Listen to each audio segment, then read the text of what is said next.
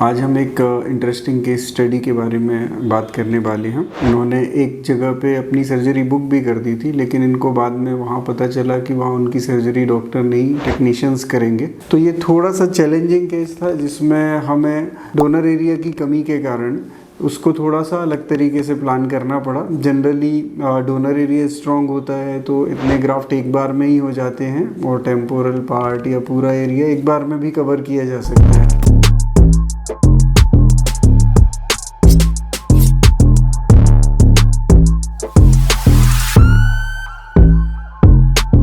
Hello, मैं doctor Ankit Kumar Jain, dermatologist and hair transplant surgeon. आज हम एक इंटरेस्टिंग केस स्टडी के बारे में बात करने वाले हैं। ये हमारे पेशेंट थे दिगंबर, जो 25 ईयर ओल्ड मेल हैं। ये काफ़ी क्लिनिक सर्च कर रहे थे। इन्होंने एक जगह पे अपनी सर्जरी बुक भी कर दी थी, लेकिन इनको बाद में वहाँ पता चला कि वहाँ उनकी सर्जरी डॉक्टर नहीं टेक्नीशियंस करेंगे। तो फिर उन्होंने और वीडियो सर्च किए और उसके बाद उनको हमारे क्लिनिक का पता चला। फिर उन्होंने यहाँ इंक्वायरी की, यहाँ पे चीज़ें कंफर्म की। उसके बाद हमारे यहाँ उन्होंने अपनी सर्जरी कराई। हम इनकी पूरी केस स्टडी देखेंगे।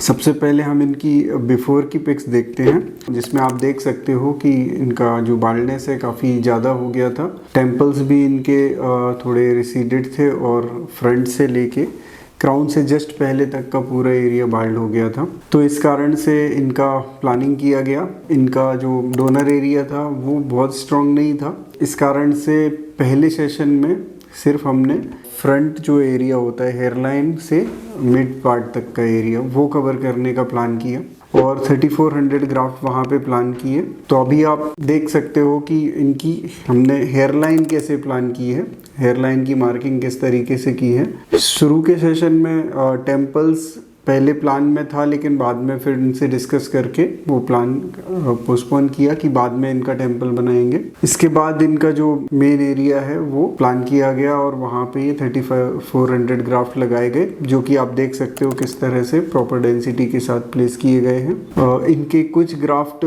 डोनर एरिया से और कुछ बियर्ड से लिए गए, क्योंकि डोनर एरिया में सराउंडिंग स्किन में या पेरीफेरीज में बहुत ज़्यादा थिन हेयर थे, जो कि बहुत अच्छे रिजल्ट्स नहीं देते। तो इसलिए वहाँ से ग्राफ्ट ना लेके इनकी बियर्ड ज़्यादा बेटर थी, थिक थी, तो बियर्ड से कुछ ग्राफ्ट लिए गए। तो उनको बाद में मिक्स करके प्लान किया गया। तो हेयरलाइन में इनको स्कैल्प के हेयर लगाए गए और मिड पार्ट में स्कैल्प और बियर्ड के ग्राफ्ट मिक्स किए गए। दूसरा सेशन हमने इनका फिर प्लान किया 1.5 महीने बाद, जो सिर्फ टेम्पोरल एंगल बनाने के लिए था। तो आप देख सकते हो कि टेम्पोरल एंगल जब बनता है तो ग्राफ्ट के डायरेक्शंस अलग होते हैं। ये पीछे की तरफ हमारे ईयर के साइड जाते हैं और काफ़ी एक्यूट एंगल में 10 to 15 डिग्री में जाते हैं। ये बहुत ज़्यादा एंगल लेके नहीं जाते हैं। इसमें फ्रंट हेयर लाइन के जैसे सॉफ्ट हेयर देने होते हैं, बाद में फिर मल्टीपल रूट्स भी यूज़ कर सकते हैं थोड़ा वॉल्यूम देने के लिए। तो थोड़े पतले हेयर ज़्यादा प्रेफर किए जाते हैं टेम्पोरल पॉइंट बनाने के लिए। आप हेयर लाइन में भी ग्राफ्ट की जैसे डायरेक्शन देखेंगे तो हेयर में एक्यूट एंगल पे होते हैं, जैसे कि एकदम स्टार्टिंग में 15 डिग्री का एंगल रखेंगे, उसके बाद फिर वो 20 to 35 तक एंगल वेरी कर सकता है। तो ग्रेजुअली उस एंगल को थोड़ा थोड़ा पीछे जाते, थोड़ा थोड़ा बढ़ाते हैं ताकि वो ज़्यादा नेचुरल दिखे। अब इनका हमने जो टेम्पोरल पार्ट है वो 1.5 महीने बाद प्लान किया था।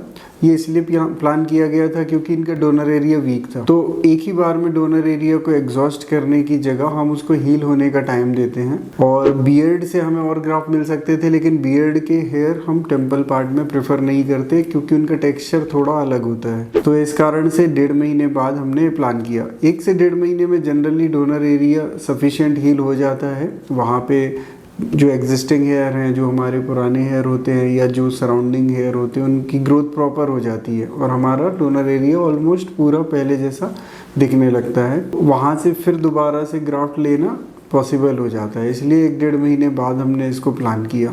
इसके बाद के पिक्स में आप देख सकते हो, जब पेशेंट 4th मंथ पे आए हैं तो यहाँ पे एक शेप बनना शुरू हो गया है, बालों की रीग्रोथ शुरू हो गई। यहाँ शेडिंग फेज ऑलमोस्ट ख़त्म हो जाती है और बाल वापस से ग्रो करना शुरू होते हैं। तो यहाँ पेशेंट को थोड़ा सा कॉन्फिडेंस आना शुरू होता है कि जिस तरीके से उनकी सर्जरी हुई उसके रिजल्ट्स उनको थोड़े समझ में आने लगते हैं। इसके बाद आप देखोगे फाइनल जो रिजल्ट्स हैं वो 8 मंथ्स के आप अभी देख रहे हो। इसमें आप देख सकते हो कि जो एक प्रॉपर लुक आना चाहिए ट्रांसप्लांट से वो बन चुका है। हेयर लाइन में प्रॉपर तरीके से ग्रोथ है, डेंसिटी प्रॉपर आई है, टेम्पल्स इनके प्रॉपर तरीके से ग्रो करने लगे हैं और एक अच्छा लुक निकल के आ रहा है। तो ये थोड़ा सा चैलेंजिंग केस था जिसमें हमें डोनर एरिया की कमी के कारण उसको थोड़ा सा अलग तरीके से प्लान करना पड़ा। जनरली डोनर एरिया स्ट्रॉन्ग होता है तो इतने ग्राफ्ट एक बार में ही हो जाते हैं और टेम्पोरल पार्ट या पूरा एरिया एक बार में भी कवर किया जा सकता है, लेकिन हमने प्रेफर किया कि क्वालिटी ग्राफ्ट्स को ही लिया जाए और उस एरिया में जहाँ पे जिस तरह के हेयर की नीड है उसी को इम्प्लांट किया जाए, रादर देन किसी भी एरिया से ग्राफ्ट लेके कहीं भी इम्प्लांट कर दें। चीज़ें नेचुरल वे में देखें, ना कि सिर्फ वहाँ पे ट्रांसप्लांट हुआ है और वहाँ ग्राफ्ट ग्रो कर गए हैं।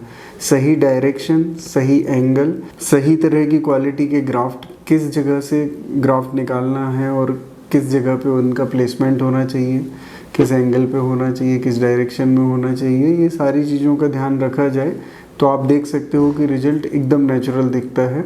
जैसा कि इस केस में आप देख रहे हो कि एक बड़ा बाल्डनेस कवर किया गया, प्रॉपर तरीके से कवर किया गया और उसकी सही प्लानिंग की गई। तो ये पेशेंट्स हमारे यहाँ की प्लानिंग से या हमारे यहाँ के एग्जीक्यूशन से इतना ज़्यादा सेटिस्फाइड थे कि इन्होंने अपने बड़े भाई का भी अब ट्रांसप्लांट हमारे यहाँ से ही प्लान किया है। इन्होंने हमारे क्लिनिक के चैनल पे रिव्यू भी दिया है, आप चाहें तो इनका रिव्यू भी हम डिस्क्रिप्शन में दे देंगे, आप वहाँ से भी देख सकते हो। अगर आपको भी हेयर ट्रांसप्लांट से रिलेटेड कुछ डिस्कशन करना है, ग्राफ्ट कितने लगेंगे, क्या ग्रेड का आपको बाल्डनेस है, किस तरह से वो प्रोग्रेस कर रहा है, ये सारी चीज़ें समझनी है, कैसे ट्रांसप्लांट की प्लानिंग कर सकते हैं ये जानना है, तो आप हमारे नंबर पे कॉल करके डिस्कस कर सकते हैं या अपॉइंटमेंट लेके क्लिनिक आकर भी विजिट कर सकते हैं। अपना हेयर लाइन डिज़ाइन और सारी चीज़ें समझ के क्या पॉसिबिलिटी है, कैसे इसको प्लान किया जाएगा, वो सारी चीज़ें समझ सकते हैं और अपना ट्रांसप्लांट हमारे यहाँ से प्लान कर सकते हैं।